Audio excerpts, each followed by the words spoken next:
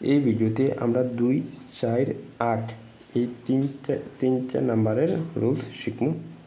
যে 3 নাম্বারের রুলস কি, যদি কোনো নাম্বার দেওয়া হয় যেমন 6, 3, 2, ঠিক আছে, তো 6, 3, 2 নাম্বারের মধ্যে দুইয়ের রুলস কি হইব, দুইয়ের রুলস হইব গিয়া লাস্ট ডিজিটটা চেক করবো আমরা, ঠিক আছে। লাস্ট ডিজিটটা কি 2 দিয়ে ভাগ যাইব, যদি 2 দিয়ে ভাগ যায় তাহলে এই নাম্বারটা 2 দিয়ে কাটবো, ঠিক আছে। অনলি লাস্ট ডিজিট চেক করবো 2 দিয়ে, ঠিক আছে।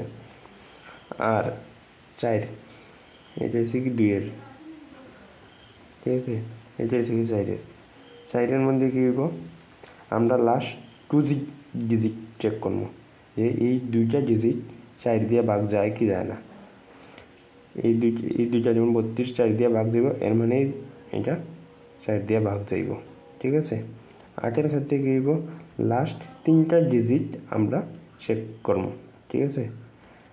এই 3টা ডিজিট 8 দিয়ে কি ভাগ যাইব, এটা 8 দিয়ে ভাগ যাইব, এর মানে এইটাও কাটা যাইব।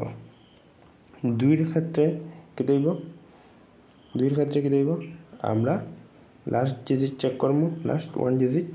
4-এর ক্ষেত্রে লাস্ট 2 ডিজিট, আর 8-এর ক্ষেত্রে লাস্ট 3 ডিজিট, এটা চেক করবো। 16-এর ক্ষেত্রে কী দেব, 16-এর ক্ষেত্রে যদি ধরো 4টা থাকে 1, 6, 3, 2,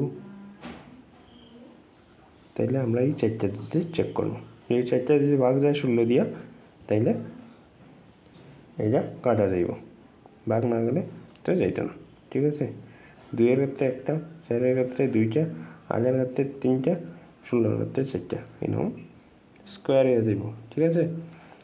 যেমন 2, 1, 2 স্কোয়ার, 2 কিউব, 2 টু দি পাওয়ার 4, এরকম যাইব, ঠিক আছে।